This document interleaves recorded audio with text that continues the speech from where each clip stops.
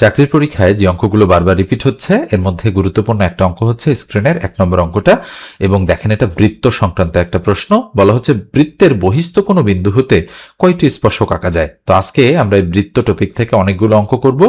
অবশ্যই মনোযোগ সহকারে দেখতে হবে এবং প্রয়োজনে খাতায় তুলে রাখতে হবে। তো যেহেতু বলা হচ্ছে বৃত্ত, তো আমরা একটা বৃত্ত অঙ্কন করলাম শুরুতে এবং এই বৃত্তটার বহিস্থ কোনো বিন্দু, তাহলে বৃত্তের অন্তস্থ বিন্দু মানে বৃত্তের ভিতরে, আর বহিস্থ বিন্দু মানে হচ্ছে বৃত্তের বাইরে যে কোনো একটা জায়গায়, ধরেন এই বিন্দু। তো এই বিন্দু হতে কয়টা স্পর্শক আঁকা যায়, তার মানে এই বৃত্তের উপরে কয়টা স্পর্শক আঁকা যায়। আমরা যদি স্পর্শক অঙ্কন করার চেষ্টা করি, মানে টাচ করে যাবে, ছেদ করে যাবে না। এই যে একটা টাচ করে গেল এবং আর একটা যদি স্পর্শক অঙ্কন করার চেষ্টা করি, এই যে দেখেন স্পর্শ করে চলে গেল, এটা ধরেন এ বি, এটা ধরেন এসি, তাহলে দুটো, এখানে একটা স্পর্শক, এখানে একটা স্পর্শক, মোট দুটো স্পর্শক অঙ্কন করা যাচ্ছে। এখন আপনি যদি মনে করেন যে না আমি তো আরো অঙ্কন করতে পারি, এভাবে দিলেন, এটা কিন্তু ছেদ করে গেল বৃত্তটাকে, এটা কিন্তু স্পর্শ নয়। ঠিক আছে, তো এই জন্য বৃত্তের বহিস্থ কোনো বিন্দু থেকে কয়টি স্পর্শক আঁকা যায়, সঠিক উত্তর হচ্ছে 2টি। আমরা যদি উত্তরটা দাগাই, এক্স্যাক্টলি 2 হচ্ছে আমাদের সঠিক উত্তর। ওকে, তো এবার আসেন আমরা নেক্সট অঙ্কে চলে যাচ্ছি। পরেরটা দেখেন, এটা কিন্তু প্রচুর পরিমাণে মানে শত শতবার রিপিট হয়েছে চাকরির পরীক্ষায়। বলা হচ্ছে বৃত্তের কেন্দ্র হতে 24 সেন্টিমিটার দীর্ঘ জ্যায়ের উপর অঙ্কিত লম্বের দৈর্ঘ্য 5 সেন্টিমিটার হলে ব্যাসার্ধের দৈর্ঘ্য কত হবে। আমাদের কিন্তু বের করতে বলেছে ব্যাসার্ধের দৈর্ঘ্য কত হবে সেটা। তো ব্যাসার্ধ নিশ্চয়ই আমরা চিনি। আমরা যদি একটা বৃত্ত অঙ্কন করি, ধরেন এই হচ্ছে আমাদের একটা বৃত্ত, এই বৃত্তটার ব্যাসার্ধ কোনটা, এই বৃত্তটার ব্যাসার্ধ হচ্ছে ধরেন এই কেন্দ্র থেকে পরিধি বরাবর যে রেখাটা আমরা কল্পনা করি সেটা, অথবা এটা এই দিকে হতে পারে, অথবা এটা এই দিকে হতে পারে, যে কোনো দিকে কিন্তু ব্যাসার্ধ হতে পারে। তো আমরা অঙ্ক অনুযায়ী মানে প্রয়োজন মতো আমরা হচ্ছে ব্যাসার্ধটা অঙ্কন করব। তো দেখেন একটু মনোযোগ দেন। বলা হচ্ছে বৃত্তের কেন্দ্র হতে 24 সেন্টিমিটার দীর্ঘ জ্যা, তাহলে এর উপর অঙ্কিত লম্বের দৈর্ঘ্য 5 সেন্টিমিটার হলে ব্যাসার্ধের দৈর্ঘ্য কত হবে। তাহলে আমরা বলতে পারি যে এই হচ্ছে বৃত্তের কেন্দ্র এবং এই কেন্দ্র থেকে একটা লম্ব আসবে, ওই লম্বটা হবে 5 সেন্টিমিটার। আমি দিয়ে দিলাম, ধরেন লম্বটা এখান থেকে 5 সেন্টিমিটার এবং সেই বরাবর একটা জ্যা আমাদের অঙ্কন করতে হবে। এই অঙ্কনটাও কিন্তু আপনাদের জন্য কিছুটা টাফ হয়ে যায়, অনেক সময় আপনারা প্রপারলি অঙ্কন করতে পারেন না। এটা হচ্ছে 24 সেন্টিমিটার জ্যা আর এটা হচ্ছে আমাদের 5 সেন্টিমিটার লম্ব। দেখেন তো বোঝেন কিনা, চিত্র অনুযায়ী কিন্তু এটাই বলা হচ্ছে, এটা হলো 5 সেন্টিমিটার আর এই টোটালটা হচ্ছে, আমি যদি একটু টান দিয়ে বোঝাই, এই টোটালটা হচ্ছে আমাদের 24 সেন্টিমিটার। এখান থেকে এই পর্যন্ত কিন্তু এটা জ্যা। এবার বলা হচ্ছে ব্যাসার্ধের দৈর্ঘ্য কত। তো ব্যাসার্ধটা কৌশলে আমরা অঙ্কন করব কিভাবে, দেখেন আমরা অঙ্কন করব এখান থেকে এই পর্যন্ত, যাতে করে সলিউশন করা আমাদের জন্য সহজ হয়। তাহলে এটা হলো ব্যাসার্ধ। ব্যাসার্ধকে আমরা কি দ্বারা প্রকাশ করি, আর দ্বারা প্রকাশ করি। তো যেহেতু এক্ষেত্রে আমরা ক্ষেত্রফল বা পরিধি কিছুই বের করছি না, সেক্ষেত্রে আমরা এটাকে এক্স দ্বারা প্রকাশ করলাম। এক্স হচ্ছে ব্যাসার্ধ। তাহলে এখান থেকে এই পর্যন্ত বলেন তো এইটুকু দূরত্ব কত। যেহেতু পুরোটাই 24 সেন্টিমিটার, এখান থেকে এই পর্যন্ত এতটুকু হচ্ছে 12 সেন্টিমিটার। তো আমরা পেলাম লম্ব হচ্ছে 5 আর ভূমি পেলাম 12, তাহলে অতিভুজ কত সেটা আমরা বের করতে চাই। তো এই রকম ক্ষেত্রে আপনারা নিশ্চয়ই জানেন সমকোণী ত্রিভুজ হয়েছে, এটা পিথাগোরাসের উপপাদ্য হবে। তো পিথাগোরাসের উপপাদ্যের সাহায্যে আমরা বলতে পারি কোনো একটা ত্রিভুজের অতিভুজের উপরে স্কয়ার ইকুয়াল লম্ব তার উপরে স্কয়ার প্লাস ভূমি তার উপরে স্কয়ার, অর্থাৎ লম্ব স্কয়ার প্লাস ভূমি স্কয়ার, এই দুটো করলে যা হবে অতিভুজের স্কয়ার করলেও তাই হবে। এই যে রুলটা, এই রুলের সাহায্যে কিন্তু প্রচুর অঙ্ক করা যায়। তাহলে বা অতিভুজ কত, অতিভুজ হচ্ছে এখানে সবচেয়ে বড় বাহুটা এক্স, তাহলে এক্স এর উপরে স্কয়ার ইকুয়াল লম্ব কোনটা, লম্ব হচ্ছে আমাদের 5, তাহলে 5 এর উপরে স্কয়ার দিয়ে দিলাম, প্লাস ভূমি কোনটা, ভূমি হচ্ছে 12, তাহলে 12 এর উপরে স্কয়ার দিয়ে দিলাম। তাহলে বা দাঁড়াচ্ছে এক্স স্কয়ার ইকুয়াল টু 5 5 25, 12 12 144, তাহলে 144 আর 25 169। তাহলে সুতরাং এক্স এর ভ্যালু কত হবে, রুট ওভার 169। এই স্কয়ারটা এদিকে এসে রুট হয়ে গিয়েছে, তাই না। তাহলে ইকুয়াল 169 কে রুট করলে হবে 13। তাহলে এক্স এর মান কত পেলাম আমরা, এক্স এর মান আমরা পেলাম 13 বা 13। তো 13ই হচ্ছে আমাদের সঠিক উত্তর। দেখেন ব্যাসার্ধের দৈর্ঘ্য কত জানতে চাচ্ছে, ক নম্বর অপশনে যেটা রয়েছে, আমরা যদি অ্যান্সারটা দাগাই অবশ্যই হবে এক্স্যাক্টলি এটাই হচ্ছে আমাদের অ্যাপ্রোপ্রিয়েট অ্যান্সার। তো নিঃসন্দেহে অঙ্কটা গুরুত্বপূর্ণ রয়েছে, আপনারা খাতায় তুলে রেখেছেন এবং এটা কিন্তু আরো 2 ভাবে, অর্থাৎ অনেক সময় লম্বের দৈর্ঘ্য জানতে চায়, অনেক সময় জ্যা জানতে চায়, আর এটাতে কিন্তু ব্যাসার্ধ জানতে চেয়েছে। নিঃসন্দেহে বুঝতে পেরেছেন যে কিভাবে আমাদের অঙ্কগুলোর মানে একটু ভেরিয়েশন করে চাকরির পরীক্ষায় দিতে পারে। তো ওরকম যদি আসে আমি আরো আপনাদেরকে করে দেওয়ার চেষ্টা করব। এবার আসেন আমরা এটা মুছে দিয়ে পরেরটাতে যাই। কি বলা হচ্ছে, স্পর্শ বিন্দুগামী ব্যাসার্ধ এবং স্পর্শকের অন্তর্ভুক্ত কোণ এক সমকোণের অর্ধেক, সরল কোণ, এক সমকোণ নাকি কোনোটিই নয়। আমরা এই প্রশ্নটা যদি সলিউশন করি তাহলে বলা হচ্ছে স্পর্শ বিন্দুগামী ব্যাসার্ধ এবং স্পর্শকের অন্তর্ভুক্ত কোণ। যেহেতু ব্যাসার্ধ, তাহলে আমরা বলতে পারি বৃত্তের ক্ষেত্রেই তো আমাদের ব্যাসার্ধ আসে, তাই না? তাহলে আমরা ধরলাম যে এটা হচ্ছে আমাদের একটা বৃত্ত যার সেন্টার বা কেন্দ্র হচ্ছে এটা, এবং এটা হলো আমাদের ব্যাসার্ধ। ব্যাসার্ধ নিশ্চয়ই চেনেন, ব্যাসের অর্ধেক ব্যাস তো পুরোটা, এটা হচ্ছে ব্যাসার্ধ। তো স্পর্শ বিন্দুগামী ব্যাসার্ধ, তাহলে স্পর্শ বিন্দুগামী ব্যাসার্ধ, তাহলে এখানে একটা স্পর্শক অঙ্কন করতে হবে। তাহলে আমি এখান থেকে এই পর্যন্ত একটা স্পর্শক অঙ্কন করলাম। এটা হচ্ছে আমাদের একটা স্পর্শক, দেখেন বোঝেন কিনা, নিঃসন্দেহে বুঝেছেন, এটা একটা স্পর্শক।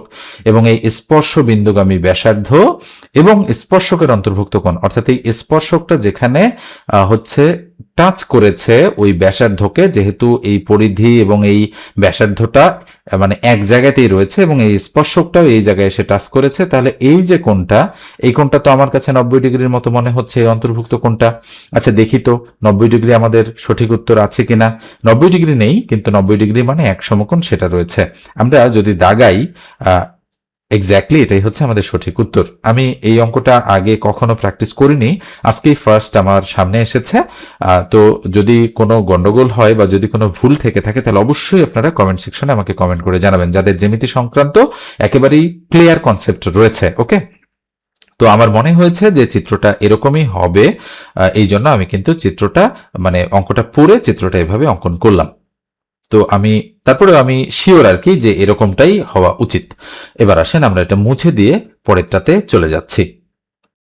4 নম্বর প্রশ্নটা দেখেন, বলা হচ্ছে বৃত্তের পরিধি ও ব্যাসের অনুপাত হবে 22/7, 23/7, 22/5, 23/5। তো আমরা সকলেই মোটামুটি জানি যে বৃত্তের পরিধি ও ব্যাসের অনুপাত হয় আমাদের কত, 22/7, অথবা আমরা যদি মানে দশমিক দিয়ে বোঝাই তাহলে 3.1416 এরকম কিছু একটা হয়, তাই না? তো এক্ষেত্রে আমাদের ক নম্বর যে অপশনটা রয়েছে, আমরা যদি অ্যান্সারটা দাগাই এক্স্যাক্টলি এটাই হচ্ছে আমাদের সঠিক উত্তর। এটা হচ্ছে আমরা মুখস্থ হিসেবে দাগালাম। তো বৃত্তের পরিধি ও ব্যাসের অনুপাত কি হয় জানেন, পাই। আর এই পাইয়ের মান হচ্ছে 3.14, অথবা এই পাই মানে হচ্ছে উপরে 22 তার নিচে কত, 7। এই দুইটা মান আমরা মুখস্থ হিসেবে জানি, কিন্তু এটা কিভাবে এসেছে, এটা কিন্তু আসলে বৃত্তের পরিধি এবং ব্যাসের অনুপাত। আমরা যদি একটা বৃত্ত কল্পনা করি, ওই বৃত্তটার পরিধি এর সূত্র হচ্ছে আমরা এভাবে লিখতে পারি যে আমরা জানি বৃত্তের পরিধি অর্থাৎ পরিধি ইকুয়াল সূত্র কত, 2πr, এটা। আর বৃত্তের ব্যাস কত, ব্যাস হচ্ছে 2r। যেহেতু আমরা বলতে পারি, ধরেন এই হচ্ছে আমাদের একটা বৃত্ত, এই বৃত্তটার এটা হচ্ছে সেন্টার বা কেন্দ্র, এবং এক পাশ থেকে আরেক পাশে যে রেখাটা, দুঃখিত, এক পাশ থেকে আরেক পাশে যে রেখাটা আমরা কল্পনা করতে পারি, সে রেখাটা হচ্ছে এই বৃত্তটার ব্যাস। ব্যাসার্ধ হচ্ছে আর, এই ব্যাসার্ধ হচ্ছে আর, তাহলে পুরোটাই হচ্ছে 2r, এই জন্য আমরা ব্যাস ইকুয়াল টু 2r লিখেছি। ওকে, তাহলে এই পরিধি আর ব্যাসের অনুপাত, তাহলে পরিধি আর ব্যাসের অনুপাত কি, আমরা বলতে পারি 2πr অনুপাত 2r।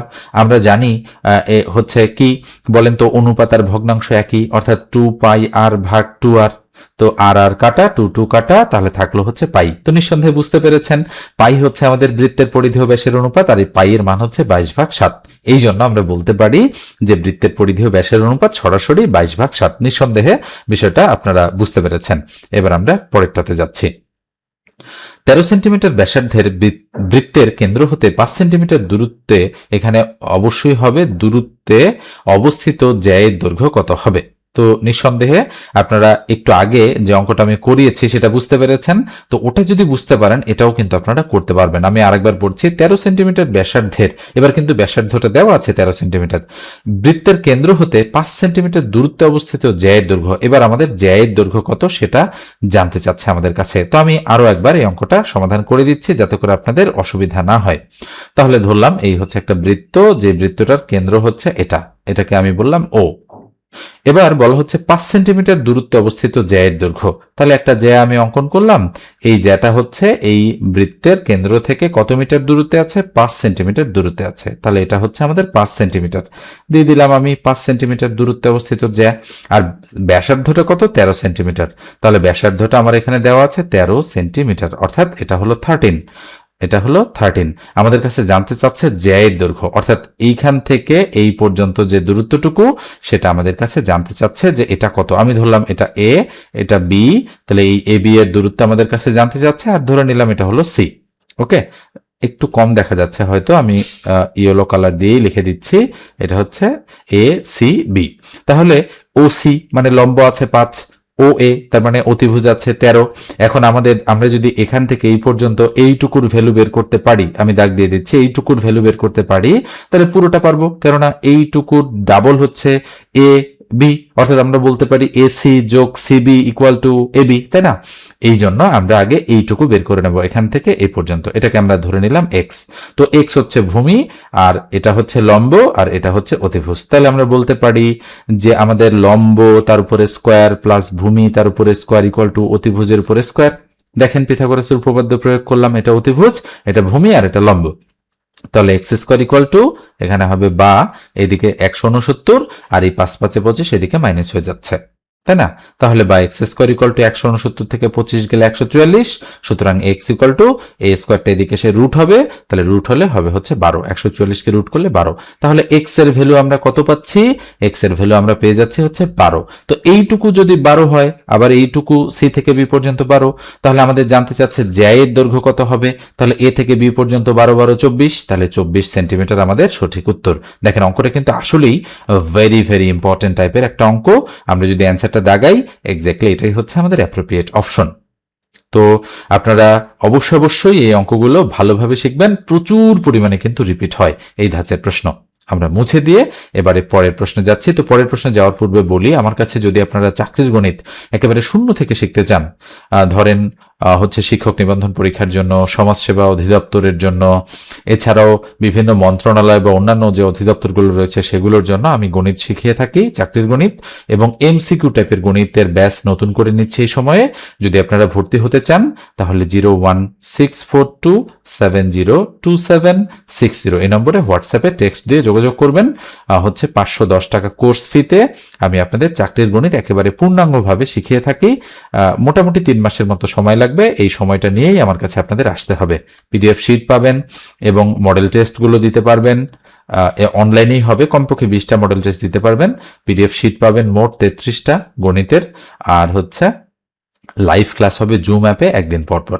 তো যারা জয়েন করতে চান এই নম্বরে হোয়াটসঅ্যাপে টেক্সট করেন আমাকে। এবার আসেন আমরা হচ্ছে পরেরটাতে যাচ্ছি। কি বলা হচ্ছে? একটি ত্রিভুজ এবং একটি বৃত্ত ন্যূনতম কয়টি বিন্দুতে ছেদ করে? 4টি, 1টি, 3টি নাকি 2টি? প্রশ্নটা কিন্তু একেবারে টেকনিক্যাল একটা প্রশ্ন, এবং এই প্রশ্নটা বিসিএসে এসেছে। আর যে প্রশ্ন বিসিএসে আসে সেটা কিন্তু অনেকবার বিভিন্ন চাকরি পরীক্ষায় রিপিট হয় এবং এটাও হয়েছে। তো যেহেতু এটা বৃত্ত এবং ত্রিভুজ সংক্রান্ত, তাহলে আমি একটা বৃত্ত অঙ্কন করলাম, এবং একটা ত্রিভুজ আমাকে অঙ্কন করতে হবে। তো যেহেতু বলেছে ন্যূনতম কয়টি বিন্দুতে ছেদ করে, ন্যূনতম বা কমপক্ষে মানে হচ্ছে আমার যতটুকু কম ছেদ করায় দেওয়া যায় তত ভালো। আমি চাইলে এভাবেও কিন্তু ছেদ করায় দিতে পারি, একটা ত্রিভুজ আর একটা বৃত্ত আমি চাইলে এভাবেও ছেদ করায় দিতে পারি। তো অনেক বিন্দুতে কিন্তু এই ত্রিভুজের বৃত্তটা ছেদ করেছে। আমি যদি গুনি তাহলে 1টা 2টা 3টা 4টা 5টা 6টা বিন্দুতে ছেদ করেছে। তো এটা কিন্তু আমরা হচ্ছে সর্বোচ্চ 6টা বিন্দুতে ছেদ করে সেটা বের করলাম, ন্যূনতম না। তাহলে আমরা এভাবে অঙ্কন করব বিষয়টাকে। দেখেন যে যতটা না দিলেই নয় ততটাতে আমরা দিব। তো আমি করতে পারি কি, এইভাবে বাইরের দিকে হচ্ছে বাকি দুটো রেখাকে রাখলাম, আর একটা রেখাকে হচ্ছে বাধ্য হয়ে ভিতরে রেখেছি, কারণ অবশ্যই ছেদ করতে হবে আমাকে। তাহলে 1টা 2টা এই 2টা জায়গায় হচ্ছে একটা ত্রিভুজ এবং একটা বৃত্ত ছেদ করেছে, এবং ন্যূনতম মানে এর চেয়ে কম ছেদ করানো সম্ভব নয়। ঠিক আছে, তো এই জন্য অ্যান্সার হবে 2টা। আমি আগেই বলেছি এটা মোটামুটি আইকিউ টাইপের একটা প্রশ্ন, এই জন্য এই প্রশ্নগুলো একটু ভালো করে শিখে রাখতে হবে। আমরা যদি অ্যান্সারটা দাগাই, এক্স্যাক্টলি 2টি হচ্ছে আমাদের সঠিক উত্তর। এবারে এটা দেখেন, কেন্দ্রস্থ কোণ এবং বৃত্তস্থ কোণ সংক্রান্ত বা পরিধিস্থ কোণ সংক্রান্ত প্রশ্ন, ভেরি ভেরি ইম্পর্টেন্ট। মনে রাখবেন পরিধিস্থর আরেক নাম হচ্ছে বৃত্তস্থ। ঠিক আছে, বৃত্তস্থ মনে রাখতে হবে এটাকে। পরিধিস্থর আরেক নাম হচ্ছে কি? বৃত্তস্থ। তো আর কেন্দ্রস্থ কোণ বৃত্তস্থ কোণ আমরা আগে একটু বোঝার চেষ্টা করি। ধরেন এই বৃত্তের কেন্দ্র হচ্ছে এইটা, এটা হলো কেন্দ্র বা সেন্টার। এখানে যে কোণটা উৎপন্ন হবে সেই কোণটাকে বলা হবে কেন্দ্রস্থ কোণ, আর এই বৃত্তের কাছে যে কোণটা উৎপন্ন হবে সেটার নাম হবে পরিধিস্থ কোণ বা বৃত্তস্থ কোণ। নিশ্চয়ই বুঝেছেন। তাহলে বলা হচ্ছে কোনো বৃত্তের কেন্দ্রস্থ কোণ 120 ডিগ্রি হলে, অর্থাৎ এই কেন্দ্রে যেটা উৎপন্ন হবে সেটা হচ্ছে আমাদের 120 ডিগ্রি, তাহলে পরিধিস্থ কোণ কত, অর্থাৎ পরিধির কাছে যেটা হবে সেটা কত। তো এটা করার জন্য অবশ্যই আমাকে একটা বৃত্তচাপ কল্পনা করতে হবে। তো ধরে নিলাম এখান থেকে এই পর্যন্ত আমার একটা বৃত্তচাপ, এই চাপটা আমি এভাবে অঙ্কন করব। ধরেন এখান থেকে এই পর্যন্ত, এখান থেকে এই পর্যন্ত, এটা কিন্তু অঙ্কন করা শিখতে হবে। এরপরে আসেন পরিধিস্থের জায়গায় যে কোনো একটা জায়গায়, ধরেন আমি এই বরাবর সোজা এখানে দিলাম, চাইলে এখানেও দিতে পারি, নো প্রবলেম। তো আমরা এই বরাবর অঙ্কন করার চেষ্টা করব। এটাকে আমরা বলি কি কোণ? এটাকে আমরা বলি পরিধিস্থ কোণ বা বৃত্তস্থ কোণ। তো আমাদের কাছে জানতে চাচ্ছে যে এই কোণটা আমাদের দেওয়া আছে, এই কোণটা কত, এটাতে হোয়াট চিহ্ন দিয়ে রাখলাম, এইটা কত, ওকে, এটা কত। তো বলা হচ্ছে কেন্দ্রস্থ কোণ যখন 120 ডিগ্রি, তাহলে এটা হচ্ছে 120 ডিগ্রি, তাহলে এই কোণটার মান কত? তো মনে রাখবেন এটার অর্ধেক এটা হয়। আমরা জানি কেন্দ্রস্থ কোণের অর্ধেক হচ্ছে পরিধিস্থ কোণ বা বৃত্তস্থ কোণ। এই উপপাদ্যটা থেকেই আমরা বলতে পারি এটা 120 হলে এটা কত হবে? এটা হবে আমাদের 60 ডিগ্রি। তো 60 ডিগ্রি আছে খ নম্বরে, আমরা খ নম্বরটাই দাগাই দিচ্ছি, এক্স্যাক্টলি এটাই হচ্ছে আমাদের সঠিক অপশন। তো নিঃসন্দেহে অঙ্কটা আপনারা বুঝতে পেরেছেন কিভাবে করলাম। তবে অঙ্কন করা যদি আপনি না জানেন তাহলে কিন্তু এই প্রশ্ন উত্তর করতে পারবেন না। ওকে, এবার আসেন আমরা এটা মুছে দিয়ে পরেরটাতে যাই, দেখি পরেরটা কি আছে। বলা হচ্ছে X square plus Y square minus 64 equal to 0 সমীকরণটির লেখচিত্র কোনটি? মনে রাখবেন এটা একটা বৃত্তের সমীকরণ। ওকে, এটা একটা কিসের সমীকরণ? বৃত্তের সমীকরণ। বৃত্তের সমীকরণ হয় এইভাবে, X square plus Y square equal to হচ্ছে আর স্কোয়ার। তো দেখেন এটাকে আমরা করতে পারি কি, X square plus Y square, এই 64 ওইদিকে গেলে আমাদের মাইনাসটা প্লাস 64 হয়ে যাচ্ছে, তাহলে X square plus Y square equal to আমরা 8 উপর স্কোয়ার করতে পারি। তো এই আদলে এই জিনিসটাকে সাজানো যাচ্ছে, তাই না? এই জন্য এটা একটা কিসের সমীকরণ? বৃত্তের সমীকরণ। এই প্রশ্নটা কিন্তু আসে প্রচুর পরিমাণে বিভিন্ন চাকরির পরীক্ষায়, সহজ প্রশ্ন কিন্তু তারপরেও আসতে দেখা যায়। এবার আসেন 9 নম্বরটাতে, বৃত্তের কেন্দ্রের কোণ কত ডিগ্রির সমান? তো মনে রাখবেন বৃত্তের কেন্দ্র মানে হচ্ছে এই যদি একটা বৃত্ত হয়, এই বৃত্তটার কেন্দ্রে কোণ উৎপন্ন হয় এইভাবে, মানে একে পুরো সার্কেল করে, তাহলে কেন্দ্রের কোণ হচ্ছে 360 ডিগ্রি। আপনারা যদি এইভাবে চিন্তা করেন, ধরেন এই দুটো রেখা, এই দুটো রেখা, এটা হচ্ছে 90 ডিগ্রি, আবার 90 ডিগ্রি, আবার 90 ডিগ্রি, আবার 90 ডিগ্রি, তাহলে বলেন তো একটা কেন্দ্র কত ডিগ্রি কোণ উৎপন্ন করছে? অবশ্যই 360 ডিগ্রি। আমরা যদি অ্যান্সারটা দাগাই, এক্স্যাক্টলি 360 ডিগ্রি হচ্ছে সঠিক উত্তর। এটা মুখস্থ টাইপের একটা প্রশ্ন, আপনি চাইলে মুখস্থও রাখতে পারেন, তবে বুঝতে হবে কি বলতে চাচ্ছে। 10 নম্বরটা দেখেন, বৃত্তের কেন্দ্রস্থ কোণ পরিধিস্থ কোণের সমান 3 গুণ, অর্ধেক নাকি দ্বিগুণ? একটু আগেই কিন্তু আমি আপনাদেরকে কেন্দ্রস্থ পরিধিস্থ সম্পর্কে শিখিয়েছি। তো অবশ্যই এই 10 নম্বর যে অঙ্কটা আছে, এই অঙ্কটা আমি আপনাদেরকে HW দিচ্ছি, এটার উত্তর কি হবে আপনারা কমেন্ট সেকশনে কমেন্ট করে জানাবেন যে বৃত্তের কেন্দ্রস্থ কোণ পরিধিস্থ কোণের কি সমান 3 গুণ, অর্ধেক নাকি দ্বিগুণ। তো আজকের আলোচনা এই পর্যন্ত রাখছি, দেখা হচ্ছে পরের আলোচনায়। সে পর্যন্ত ভালো থাকবেন, সুস্থ থাকবেন। ধন্যবাদ সবাইকে।